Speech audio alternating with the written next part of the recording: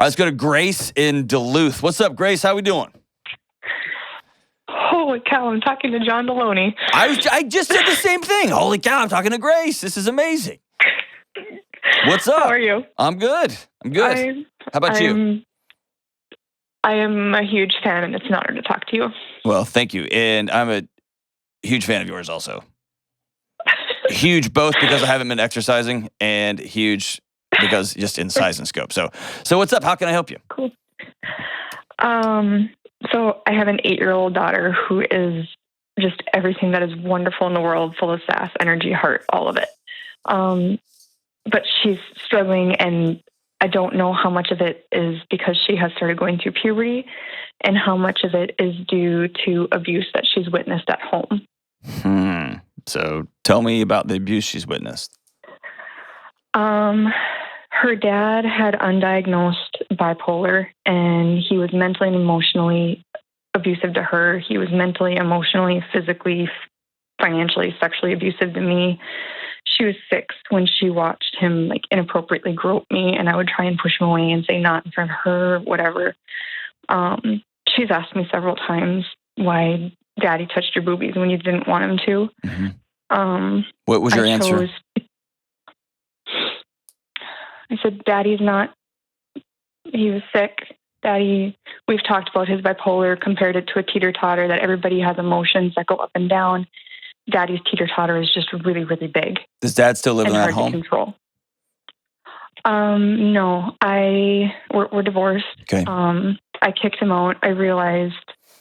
When I finally realized like, he had actually been raping me. Mm-hmm.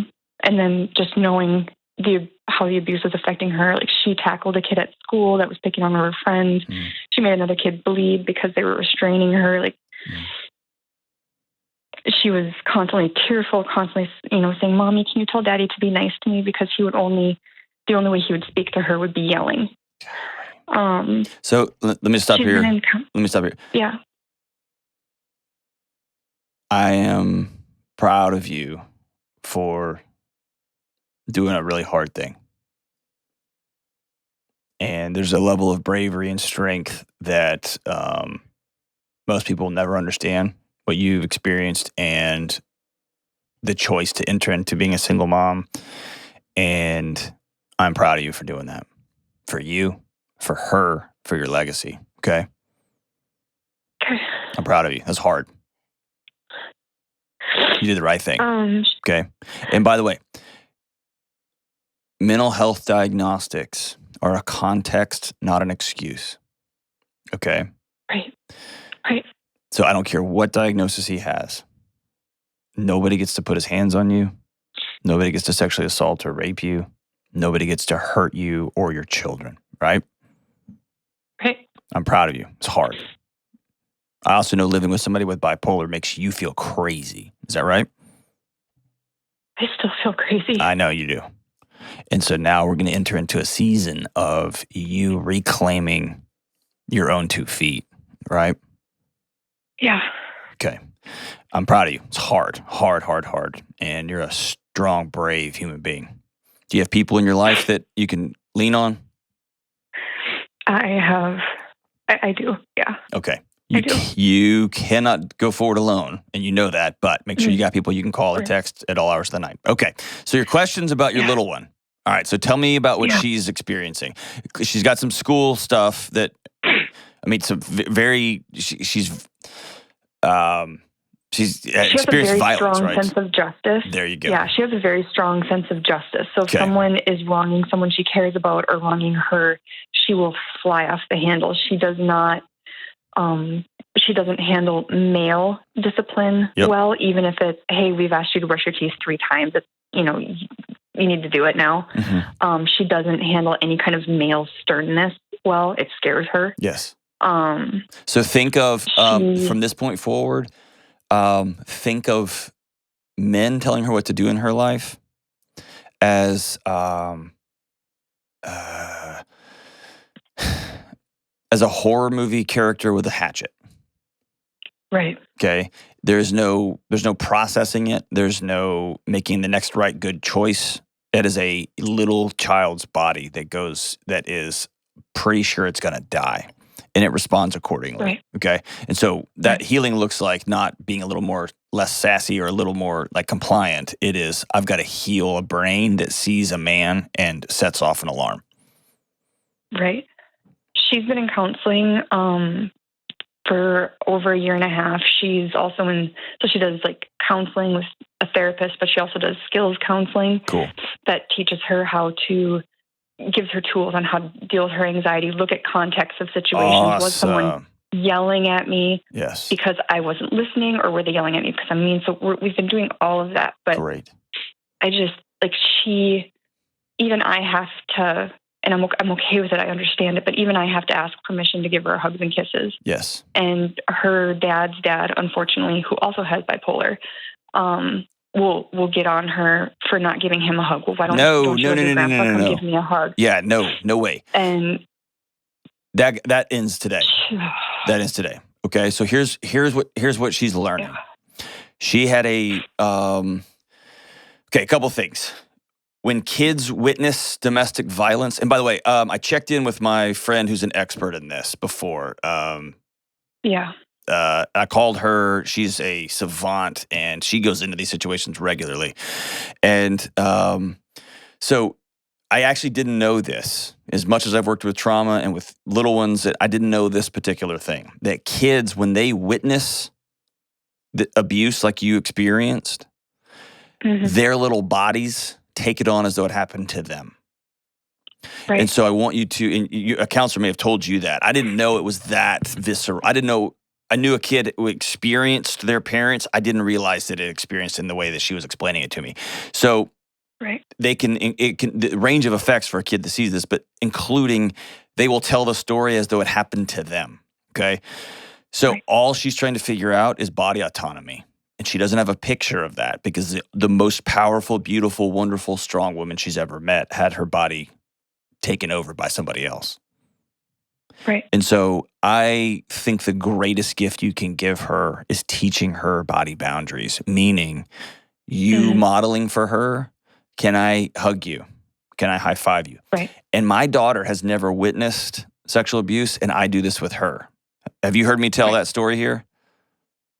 Tons of times, yeah. It's a big deal that I reach in because her hugs make me feel better, right? They just do. And she knows that, so she weaponizes them because she's 6. And I ask, can I give you a hug? And she'll say, no, thank you.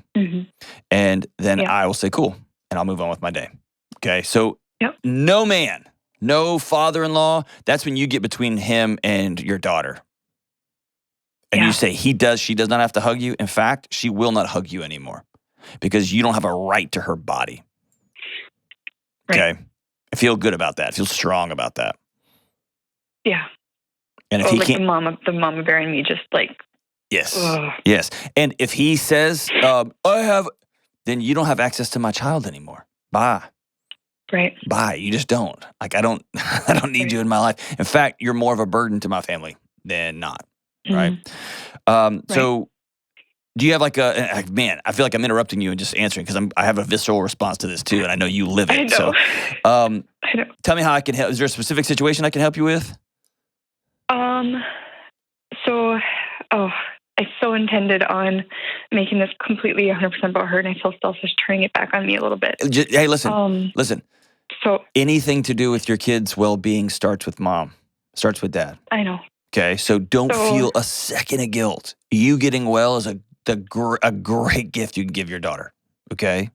So just a tiny bit more backstory.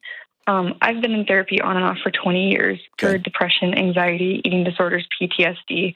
I was abused when I was 8, assaulted at 19, raped at 21. So I have what you would call a rich backstory, a rich history. I wouldn't call it that. To be a psychology. I went to college for psychology.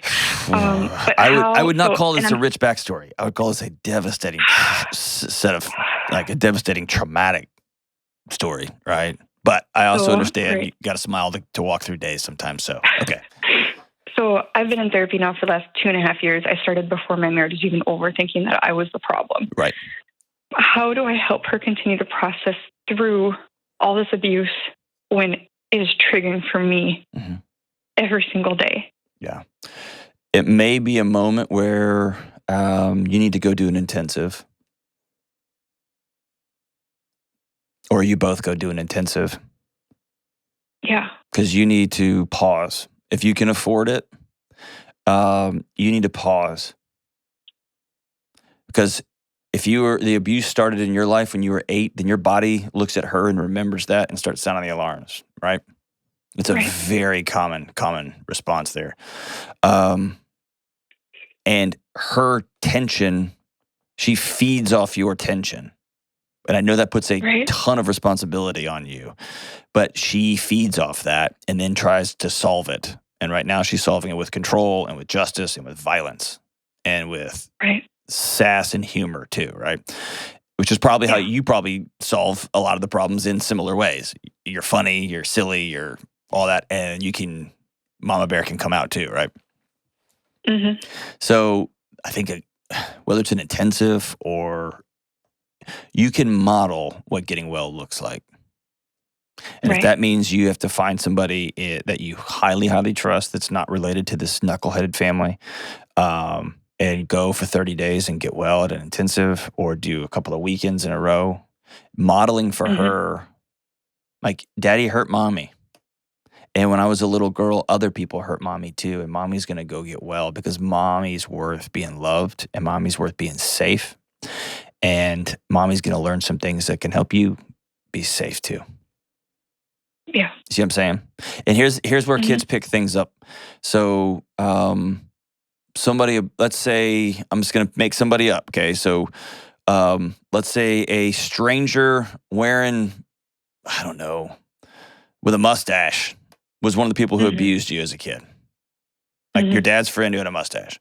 And you happen to find yourself at a Target with your daughter, and some dude with a mustache reminds your body. Your daughter will pick up on you almost imperceptibly squeezing her hand a little bit tighter. Right. Her body knows we're not okay. Everybody tense up, everybody get small, everybody disappear, right? And we're going to get to this next aisle. Boom. So that's the level here. And when I say doing the hard work, an intensive, getting well, here's what we're looking for. Can I remember what happened without my body taking off on me? That's what we're looking to do. And when I say taking off on me, without that trauma response happening, okay? Okay. You've been in counseling a long time. What are you getting from counseling?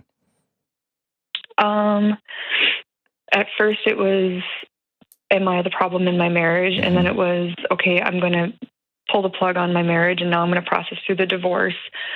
And all the abuse and everything. And it's been almost a year now that we've been divorced. So now I feel like I'm ready to start going into like EMDR or some kind of intensive. I was there at one point, and then COVID happened and I couldn't do it. Okay.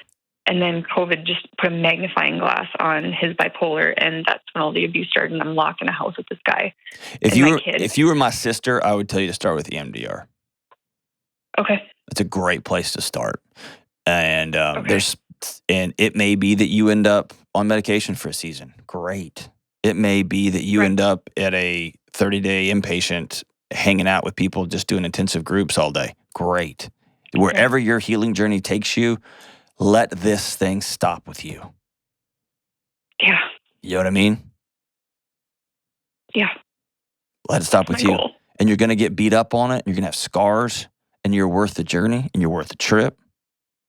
Right? Yeah. One thing I want to tell you, okay? And I want you to hang on the line. I'm going to send you a copy of my book, okay? My new one. I already have it. Oh, you got it? I already read it. Okay, all right. It's amazing. You did so good. All right, well, I was going to tell you, here's what happens next, and it's in there, but I'm going to tell you this, okay? Okay. Sexual abuse takes people's autonomy from them. Somebody else takes their body from them. They take their worth from them. And then somehow the shame mechanism flips it around as though it was your fault. Yeah. Living inside a relationship with an abusive person does the same thing. Sometimes living with untreated bipolar does the same thing. And so here's what I want you to be. Sometimes, and it's going to sound awful, I don't want to equate the two, but it can be very similar. 20 years in counseling where you go every week or every other week and just talk about your problem, over time, it slowly lets the air out of your power, your strength. Mm-hmm. When somebody sexually abuses you, they take your power from you. They take your strength. When you are in the house locked up with a tiger who has bipolar, who refuses to do the work that it takes to get well, it takes your power from you. And so moving forward, I don't want you to go to counseling anymore just to talk about stuff. I want you to go to counseling to form a connection so that you can begin to heal and get your power back. Okay? Yeah. So the journey here is reclaiming your strength. And part of reclaiming strength is learning trust. It's learning how to control your breathing. It's learning how to say no. When some man says, "You have to give me a hug," to your daughter, you get between them and smile real big and say, "You leave my house." And your heart rate never even gets up. It doesn't even spike on you. That's how in control you are, right?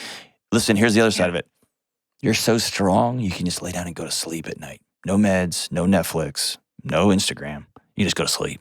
Right. And you sleep all night. And somebody texts you and you don't even feel like looking. You see what I'm saying? Like, this is about getting Grace's power back. Okay? Yeah. And what you're going to find real quick,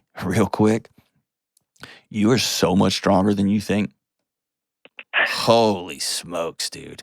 You are so much stronger than you think, and you've got so much more power than you think. And it's less about, there is some weightlifting you got to do, and there's some new skills you got to learn. But this is more about somebody going into a barn, and there's a tarp over something, and they rip that tarp back, and there's a Ferrari under there that is brand stinking new. And that's you.